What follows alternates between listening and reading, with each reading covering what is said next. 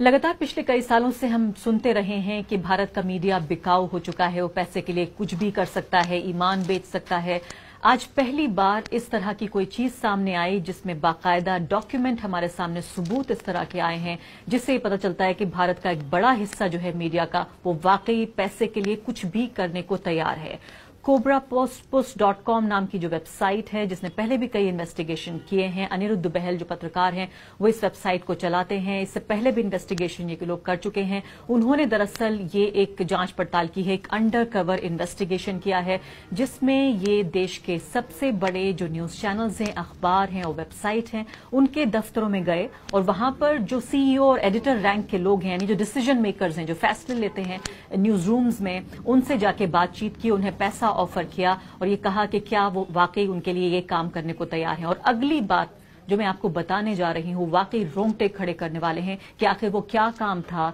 जो ये media houses करने को तैयार हो गए। cobrapost.com वेबसाइट ये क्लेम कर रही है, ये दावा कर रही है कि दरअसल इन जो न्यूज चैनल्स थे और जो अखबार और वेबसाइट्स थे, उनको कहा गया कि क्या वो सांप्रदायिक खबरें चलाने को तैयार हैं, क्या वो सांप्रदायिक एजेंडा चलाने को तैयार हैं, जिसका फायदा सीधे तौर पर राजनीतिक फायदे के लिए जिसका इस्तेमाल हो सके। इसके अलावा किस तरह से किया जाएगा, 3 महीने तक जो है एक तरह से कैंपेन किया जाएगा जिसमें सांप्रदायिकता से पूर्ण खबरें चलाई जाएंगी एक समुदाय के खिलाफ, जिससे जो है वो राजनीतिक फायदा खास पॉलिटिकल पार्टीज को होगा। इसके अलावा कुछ ऐसे नेता हैं, कुछ ऐसे एक्टिविस्ट हैं, पत्रकार हैं, जिनके खिलाफ, जिनका कैरेक्टर एसेसिनेशन, चरित्र हनन तक करने को ये चैनल्स तैयार हो गए। यानी एक तरफ तैयार हो गए वो लोग जो जहरीली भाषाएं बोलते हैं, सांप्रदायिक भाषा बोलते हैं, उनके भाषण चलाने के लिए, और उसके बाद जो है वो कुछ ऐसे लोग जो कि राजनीतिक तौर पर जो है विरोधी हैं, उनका चरित्र हनन तक करने को तैयार हो गए।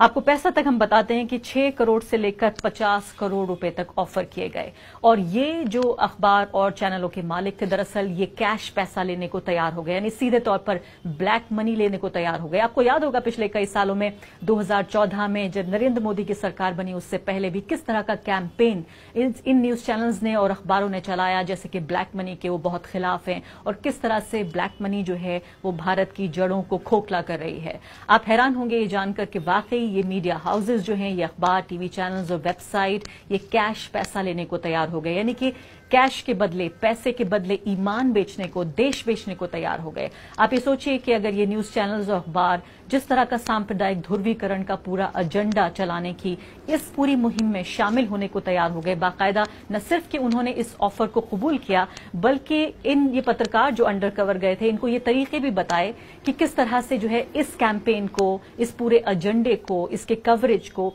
और ज्यादा प्रभावी, ज्यादा इफेक्टिव बनाया जा सकता है। आपको नाम भी मैं बता सकती हूं कि किस तरह से राहुल गांधी, सोनिया गांधी की जो है वो, इस अखिलेश यादव, इस तरह के लोग जो पॉलिटिकल ओपोनेंट हैं, जो फिलहाल जो हैं वो राजनीतिक विरोधी हैं सत्ता दल के, उनके चरित्र हनन करने को, कैरेक्टर असैसिनेशन करने को तैयार हो गए कि कैसे धीरे धीरे जो है वो इस तरह की खबरें चलाई जाएंगी जिससे उनका, जनता का जो विश्वास है इन लोगों में, वो खत्म हो जाए या कम हो जाए। इसके अलावा जैसे हिंदुत्व के जो पोस्टर बॉयज माने जाते हैं, विनय कटियार, उमा भारती, मोहन भागवत, इस तरह के लोगों के बयान जो हैं वो प्रसारित किए जाएंगे। इसके अलावा राहुल गांधी, मायावती और अखिलेश यादव, इस तरह के लोगों को पप्पू, बुआ, बबुआ, यानी कि एक रिडिक्यूल करना, उनका मजाक बनाना, उनका चरित्र हनन करना, इस तरह की कोशिशों को बल दिया जाएगा, ऐसा कवरेज किया जाएगा। cobrapost.com वेबसाइट ने इस बात का क्लेम किया है कि वाकई ये सब करने को जो है न्यूज चैनल्स, अखबार और डिजिटल जो प्लेटफॉर्म्स हैं वो तैयार हो गए हैं, कैश लेने को तैयार हो गए, ब्लैक मनी यानी लेने को तैयार हो गए। तो बहुत ही क्रिएटिव और बहुत दिलचस्प तरीके से cobrapost.com वेबसाइट के पत्रकार, जिन्होंने अपना नाम रखा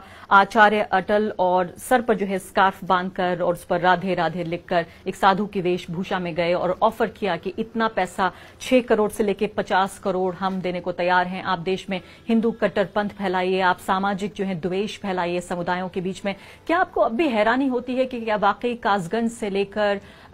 पश्चिम बंगाल से लेकर केरल और त्रिपुरा की तमाम जो घटनाएं हुई हैं, सहारनपुर के जो दंगे हुए हैं, इसमें खास चैनलों का का खास तरह का जो कवरेज है आखिर वो क्यों होता है? क्योंकि अगर ये चैनल्स और ये अखबार जो हैं तैयार हो गए हैं इस तरह का कवरेज करने के लिए, कैश के बदले, ब्लैक मनी के बदले देश और ईमान बेचने को तैयार हो गए हैं, तो फिलहाल जिस तरह का कवरेज हम पहले से ही देख रहे हैं पिछले कई सालों में कि जिस तरह से सामाजिक द्वेष और सामाजिक जो बंटवारा है, जो विभाजन है, उसको गहरा करने की दिशा में किस तरह से ये न्यूज चैनल्स और अखबार जो हैं वो देश और ईमान बेचने को तैयार हुए। शायद अब हमें हैरानी इस बात पर नहीं होनी चाहिए। cobrapost.com वेबसाइट, इन्होंने दावा यह किया है कि दरअसल न सिर्फ कि दिल्ली बल्कि देश के अलग अलग जो राज्य हैं उनमें अलग अलग शहरों में जाकर उन्होंने अलग अलग तरीके से बाकायदा एक पैकेज के तौर पर जो है वो पेशकश की और न्यूज चैनल्स ने यह भी बताया कि कैसे इस पैकेज को और ज्यादा प्रभावी बनाया जा सकता है, इस कवरेज को। तो ये सिर्फ कि फेसबुक नहीं है, वो विदेशी कंपनियां नहीं है जो आपकी पर्सनल इंफॉर्मेशन, जो आंकड़ा, जो डेटा है, दरअसल उसको बेचकर राजनीतिक पार्टियों को, पॉलिटिकल पार्टियों को, चुनावी प्रक्रिया को, देश के चुनावी जो पूरा माहौल है उसको, नतीजों को प्रभावित करने की कोशिश करें, बल्कि खुद हमारे देशवासी, देश का मीडिया दरअसल चुनावी नतीजों को प्रभावित करने की कोशिश कर रहा है। तो शायद ये समय है चेत जाने का, ये देखने का कि किस तरह से न सिर्फ के विदेशी ताकतें